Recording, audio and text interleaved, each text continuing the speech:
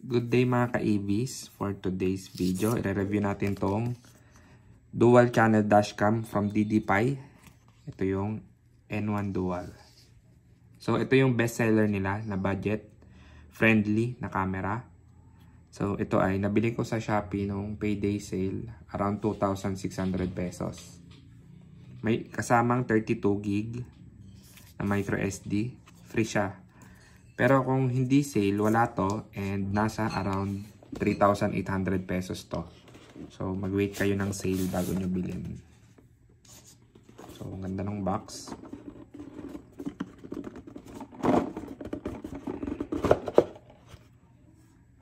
And right off the bat, ito yung bubungad sa inyo. Manual, saka electrostatic sticker. So ito yung didikit nyo sa salamin ng kotse nyo para hindi directly yung 3M yung nakadikit since nag-iiwan ng residue yan. And ito yung main unit. So ito yung front camera. Ang viewing angle nito ay 135 degrees. So medyo wide na siya. Mas marami na siyang makukuhaan. And ito ay may super capacitor na battery. Meaning, okay siya kahit nabibilad sa araw or laging naiinitan, hindi agad magde-degrade yung battery nito. Since nga budget friendly siya, ang linaw niya ay 1296p lang. So, a little above 1080p. Good enough to see the plate numbers of the vehicles in front of you. And ito yung second camera. Ito yung para sa likod. Ito ay may 1080p na quality with 125 degree viewing angle. So ito yung para sa likod. Pero kung mga Grab driver or taxi driver kayo, pwedeng idikit nyo to sa harap ng kotse nyo at nakatutok sa inyo ng pasahero nyo for additional safety feature. So itong dalawa, may dual recording to. So sabay magre-record to. Sabay nyo makikita in real time yung videos nyo. And since mura nga lang to, kita nyo walang screen dito. The only way to view the recordings is through the micro SD or through the app. So ida-download nyo yung app nila. Ito yun, pakita ko. And doon nyo makikita yung recordings nung dalawang camera. So ito pa yung nasa unit. So, jack cable, mahaba. So, I assume na para to dito sa secondary camera. Dahil papadaanin nyo to sa loob ng kotse nyo. And Type-C. So, para to sa main unit.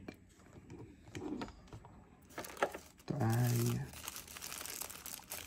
cigarette lighter adapter. Kung wala kayong USB port sa kotse nyo, pero meron kayo nung old style na cigarette lighter slot, pwede to. And yun lang, mga 3M. And pang pry. So ito yung para ma-shoot nyo yung mga wire sa gilid ng kotse nyo para malinis tignan. So may additional feature pa to. Meron tong 24/7 monitoring, pero need nyong bilhin yung OBD hardware kit nila. So, pag binili nyo yon, direct na siyang nakakonect sa battery ng kotse nyo. So, pwede nang 24/7 yung recording. So, kung magtataka kayo, baka mapuno naman yung memory nyo. Meron tong loop recording. So, once na puno na yung storage nyo, mag-auto-delete siya ng mga old footage. So, unahin niyang i-delete yung lumang footage. And meron din siyang impact detection. So, once na na-detect niya na nabangga kayo or parang may hard collision sa kotse nyo, mag-auto-save yung last video, last clip. Ayan guys, so ganyan itsura pag nakabit natin.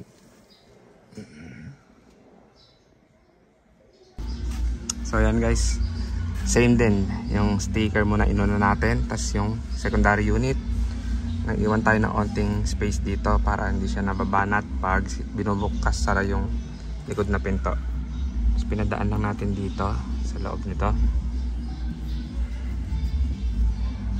Same din hanggang dito, hanggang patawirin nyo dun sa harap. Yan guys, so pinadaan ko dito. Tapos dito ginamitan natin itong prying tool, madali lang naman. May shoot nyo yung wire sa loob. Then dito at hanggang dito, so alisin nyo to. And yung natirang wire, tinago ko lang dito. Marami-rami yun. Tago nyo lang lahat yan hanggang maubos.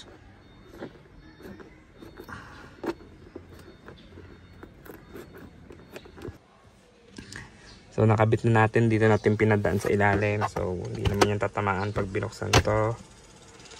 At dito siya lalabas. Dito lang yung may nakalawit. Pero the rest nakatago na. And ayun. Connected na siya. So, unting ayos na lang siguro. Unting tago pa ng wire. Para makita nyo yung footage, punta lang kayo sa app nila. At nakakonect kayo sa wifi nila. Yan. Yan yung likod. Malinaw.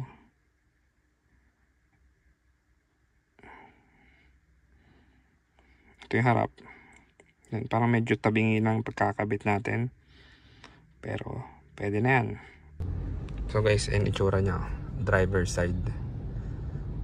Hindi naman natin nakikita habang nagde-drive. So, hindi siya nakaka-distract. And pakita ko yung itsura niya pag actual na. Harap sa kalikod. Harap sa kalikod.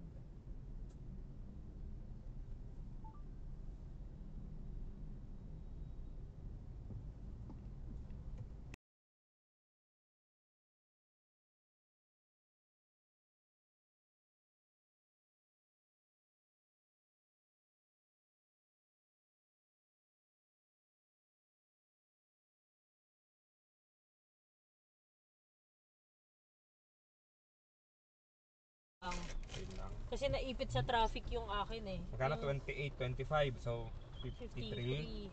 53, Plus Jeep 13. 13, 66. 68.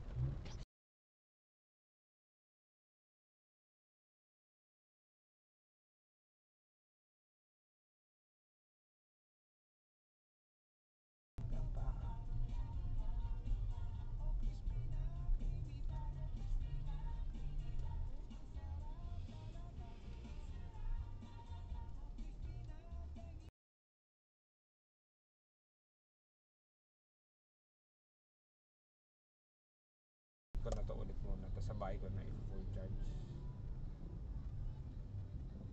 Yung papunta kanina ang dami.